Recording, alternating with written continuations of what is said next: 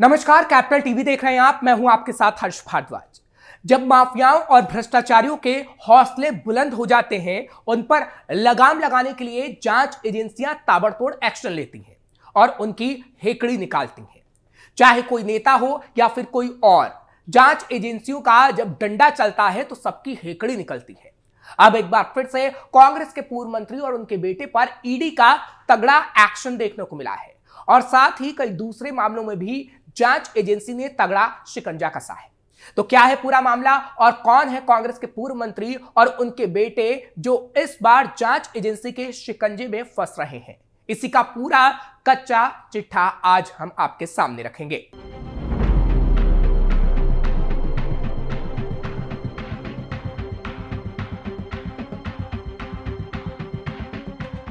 जब ईडी का डंडा चलता है तो अच्छे अच्छे भ्रष्टाचारियों के होश फाख्ता हो जाते हैं। फिर चाहे कोई नेता हो या फिर ईडी का ही कोई अफसर क्यों ना हो, कानून सबके लिए बराबर है। तो चलिए सबसे पहले आपको बताते हैं एक ऐसे केस के बारे में जिसके सामने आने के बाद अफसरों के भी पैरों के नीचे से जमीन खिसक गई है। दरअसल पूर्व आरटीओ कांस्टेबल सौरभ शर्मा की नोट गिनने वाली मशीन का पता लगा है। सौरभ शर्मा के साथी चेतन के घर पर ईडी की रेड के बाद जब मीडिया पहुंचा, इस दौरान कैमरे पर नोट गिनने की मशीन के साथ ही चेतन गौर के दर्जनों क्रेडिट और डेबिट कार्ड, टूटी अलमारियों में सैकड़ों फाइलें कैद हुई। ईडी ने लोकायुक्त की सील को हटाकर जिस कमरे में छानबीन की थी, उस कमरे का हाल भी कैमरे में कैद हुआ है।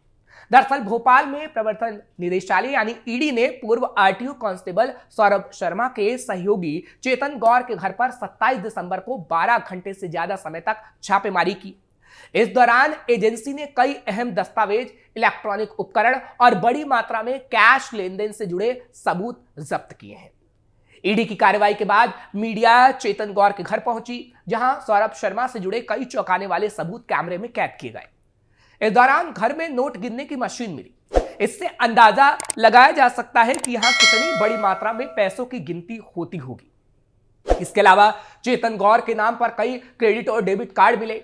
यहां टूटी अलमारियों में सौरभ और चेतन से संबंधित सैकड़ों फाइलें पाई गई।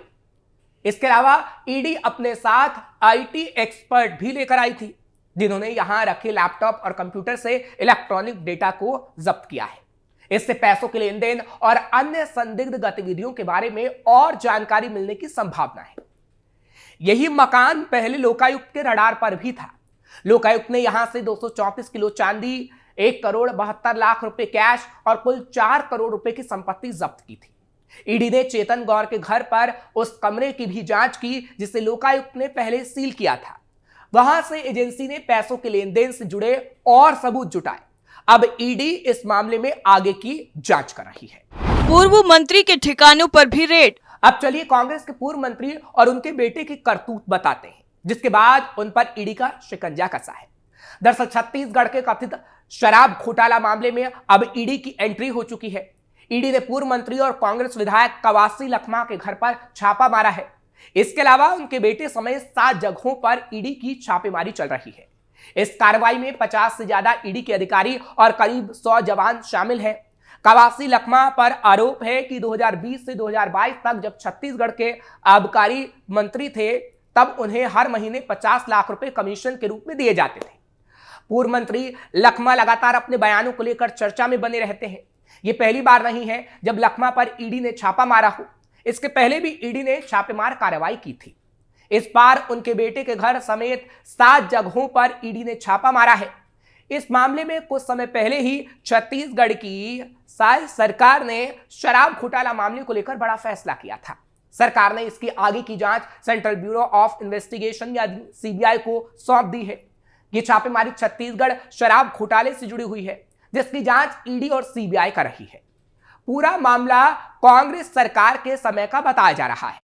फिलहाल ईडी के अधिकारी दोनों नेताओं से पूछताछ कर रहे हैं। वहीं ईडी की रेड से हड़कंप मच गया है। ईडी की टीम जिला पंचायत अध्यक्ष हरीश कवासी और सुकमा नगर पालिका अध्यक्ष जगन्नाथ राजू साहू के घर पर मौजूद है।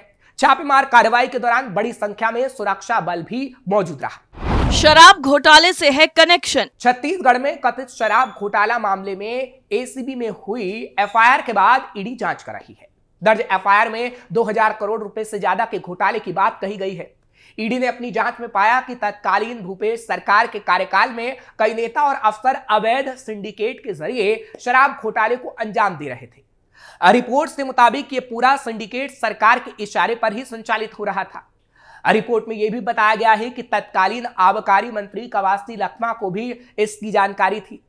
एफआईआर में इस बात का भी जिक्र है कि घोटाले के अवैध कमीशन का बड़ा हिस्सा आबकारी मंत्री कवासी लखमा के पास भी जाता था। 2161 करोड़ के शराब घोटाले के मामले में एसीबी ने 70 लोगों के खिलाफ एफआईआर दर्ज किया था। एफआईआर में तत्कालीन आबकारी मंत्री कवासी लखमा का नाम शामिल है, जिन्हें हर महीने 50 लाख दिया जाता था। फिलहाल ईडी की कार्रवाई जारी है और शराब घोटाले से जुड़े दस्तावेजों, पैसों के लेन देन की जानकारी सहित अन्य जानकारियां खंगाली जा रही हैं। ईडी अफसर पर ही सीबीआई का शिकंजा। अब चलिए आपको एक ऐसी खबर बताते हैं जिसे देखकर आपको भी यकीन हो जाएगा कि कानून सबके लिए बराबर है।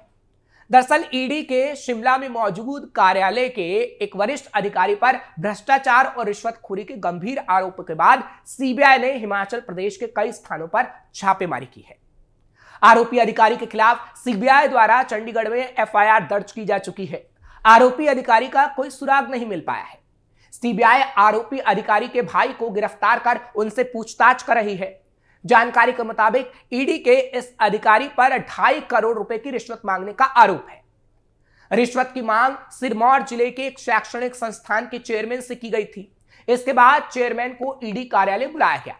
आरोप है कि यह मांग 2 अन्य अधिकारियों ने की थी। बाद में मामले को उच्चाधिकारी के पास भेज दिया गया, जिसने अलग से रिश्वत मांगी। संस्थान के चेयरमैन ने इस मामले की शिकायत सीबीआई चंडीगढ़ को की। इसके अलावा ईडी की जांच से गुजर रहे एक अन्य व्यक्ति ने भी रिश्वत मांगे जाने की शिकायत सीबीआई को दी। इन शिकायतों के आधार पर सीबीआई ने जांच को शुरू किया और जाल बिछाया। रिश्वत लेने के लिए आरोपी अधिकारी फरार हो गया। इस दौरान सीबीआई ने आरोपी अधिकारी के भाई को गिरफ्तार किया, जो दिल्ली में एक बैंक में उच्च पद पर तैनात है। जानकारी के मुताबिक डील फाइनल करने में उसकी भूमिका थी। आरोपी अधिकारी की तलाश में सीबीआई ने हिमाचल प्रदेश, हरियाणा और चंडीगढ़ में अपनी जांच और छापेमारी का दायरा बढ़ा दिया है। सीबीआई की टीम ने 3 दिन पहले हिमाचल में शिमला के साथ ही कई स्थानों पर छापेमारी की है। हालांकि आरोपी अधिकारी को भनक लगने की वजह से वो फरार हो गया था। बताया जा रहा है कि इस मामले में 3 से 4 अधिकारी शामिल हैं, जिनकी तलाश की जा रही है। इनमें से 2 अधिकारी भी ईडी के बड़े ओहदों पर तैनात बताए गए हैं। सीबीआई ने हिमाचल के अलावा हरियाणा और चंडीगढ़ में भी अपना जाल बिछा रखा है। हिमाचल के कई स्थलों पर सीबीआई की दबिशें जारी है। ईडी के इन अधिकारियों पर मनी लॉन्ड्रिंग मामले की जांच के दौरान अपने पद का दुरुपयोग करते हुए रिश्वत मांगने का आरोप है। जानकारी के मुताबिक इस मामले में और भी कई लोगों की संलिप्तता का खुलासा हो सकता है।